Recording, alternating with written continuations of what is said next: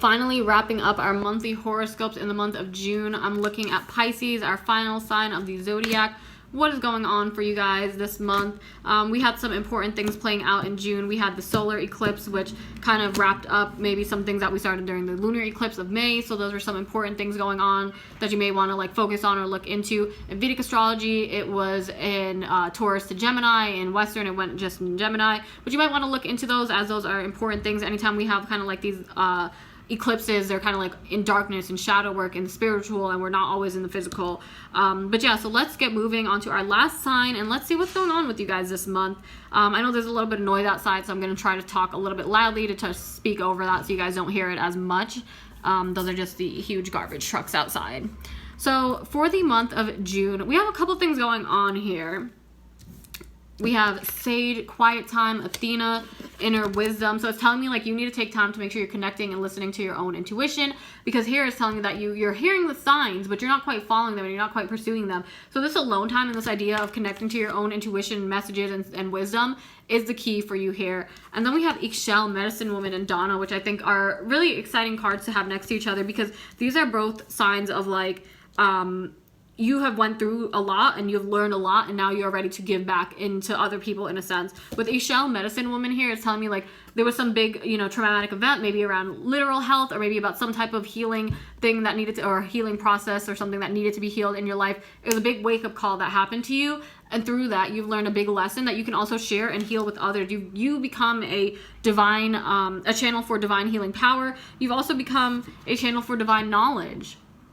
Here with Donna, you've gained a lot through this experience and through all the suffering that you have went through all these things. You gain a lot of wisdom here. We have the moon, the earth, from all these, her intuition, from the outside world, from everything else. She's gaining all this knowledge, all this stuff that she's going to share with other people. So you also have a lot of wisdom and a lot of things, not just to keep to yourself, but to share out to others. But I think it's about finding when and where is the right time to do those things. And maybe this month isn't necessarily the best time to just be going out and maybe helping everybody. There's certain people that deserve your compassion right now. With Kuan Yin here, there's certain people that, they're looking to come to you to not have any judgments. They just want you to open up and, have a heart of like love and light and be open to them. We have, the lotus here. So you're recognizing everybody comes out of murkiness and darkness, and we all grow into these big, beautiful things when we're allowed to, when we have the right resources, like compassion, for instance, compassion, empathy, all the things that Kuan Yin symbolizes. These are the things that help us grow out of dark situations. So I think there's going to be somebody this month that needs a lot of healing,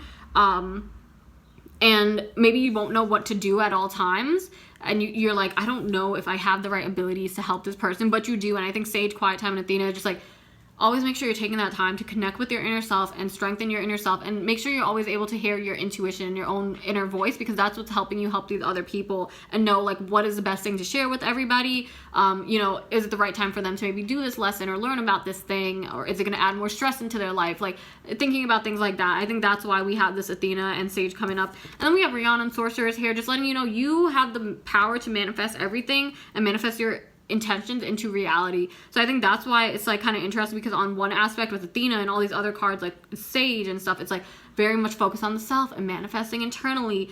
And even Rihanna is like, okay, we manifest it internally, but now we can bring it out into the real world. So maybe you have a goal of really sharing a lot of this knowledge with a lot of people, or there's just a lot of people you see that can benefit from certain things. And I don't want to say it in like a God complex kind of way. Like we never want to feel like that. Everybody's journey is different. Everybody has to learn different lessons at different times. But maybe there are a lot of people around your life that you feel like you felt like, look, I went through this painful, horrible thing, and maybe I can provide this lesson and share it with others so that they don't have to do it as much, or when they're going through it, they don't have to feel alone. Make sure it's coming from a good intention. That's why Kuan Yin is here, because it has to come from the heart. It has to come from a good place as well. Sometimes, especially as spiritual teachers and stuff like that, like you can get caught up in your own head and view yourself as God, but that's not always the case. And I think that's why Sage, I think like all these cards are like, find that balance, make sure your heart's intentions are correct, make sure, Sage, quiet time, you're really contemplating and thinking about your intentions on this thing, and make sure you're thinking about these actions and how it's truly going to affect other people when you decide to share this knowledge, when you decide to share this thing, and how you decide to share it, how it's going to affect other people, really taking that time to think about that. But just trust that, like, yes, these are lessons that you have to share, but give it time, the right time, everything will fall into place. Your intuition will know when it's time for you to share certain things, and just trust that it's coming from a good place from your heart. And now let's look at our closing messages from the self-care deck. All right, and we have connecting with the energy of fire here. If you have been having like a lot of things that you feel like you need to just like burn out from the old, you know, you're going through a huge spiritual kind of like journey right now, and you have a lot of spiritual wisdom and all these things coming to you. If there's things that you feel you need to release, if there's things you feel you need to let go of, doing, you know, spending time with fire, that cleansing, purifying energy of fire, the creative, passionate energy of fire can be very helpful for you right now. Then we have pleasure here. So this card focuses more obviously with the self, but we're not just talking about, you know, sensual pleasure, but we're also talking about experiencing pleasure through the 5 senses in some way. So focusing on that and allowing yourself to experience pleasure throughout all these different ways, and maybe not just, because I feel like Pisces is such a sign of the spiritual. It's almost like you have a more spiritual body than a physical body. I think the pleasure here is like telling you, make sure you're still connecting with that, because through our 5 senses, through all these things, we learn a lot, especially growing up. Before some of you probably even connected with your intuition, you were learning through your 5 senses, and your intuition is able to communicate with you through sounds and through all these things. So staying connected with the physical and the spiritual is important, and I think that's what's coming up here. And then we even have look at the stars, so that's, you know, where the spiritual aspect comes in. This month, pay a lot of attention to what's going on in the sky, as it may have some big impacts over other people in your life, or maybe even you. But look at astrology, look at where everything is placed. If you follow Vedic astrology, we focus on the moon more, so we also look at the moon's lunar mansions, or 27 nakshatras. Every night, the moon is in a different one. And, you know, paying attention to those, paying attention to when is it a good time to do certain activities and certain things is important, and it can help you out in terms of maneuvering, you know, when it is the time to teach and share knowledge, when it is the time to hold back, or when it is the time for you to think more on yourself, rather than be busy sharing out with others. That's kind of just what's coming up here with, I think, look to the stars and pleasure as well, being side to side, is like that balance between like the spiritual and the physical. Make sure you're balancing both, and just connecting with that energy of fire. Fire, again, is that passionate, creative energy, but it's also the energy of annihilation, destruction, and purification in a sense.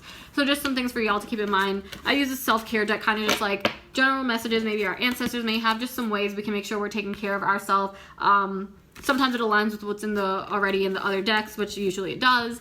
But other times these are just like things that you need to connect with. Like, for instance, the element of fire, that's just the element that you maybe need to connect with this month. Lighting some fire, or some candles around yourself, and maybe lighting some candles in your altar can be very important for you guys right now, just to make sure you have some like spiritual representation, I guess, of that energy coming into you as a spiritual being, into your spiritual places, into your sacred space.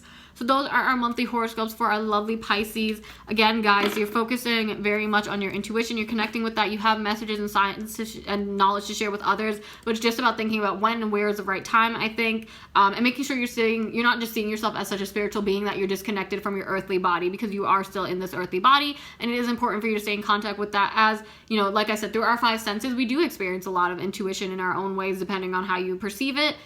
So staying connected with the earth, staying connected with the physical is important. Y'all can comment down below if these readings resonated with you. You can book personal oracle readings by clicking the link in the description below. I'll also put, or in that description, you can also find out in the link my Vedic birth chart service. Read the item description for my oracle readings. Read the item description for my Vedic birth chart service. If you're interested in that, Vedic astrology differs from Western astrology because the calculations take into account the earth is tilted on its axis, therefore making it more making it more accurate. In terms of the calculation, making the calculations more accurately, that's what I was going to say.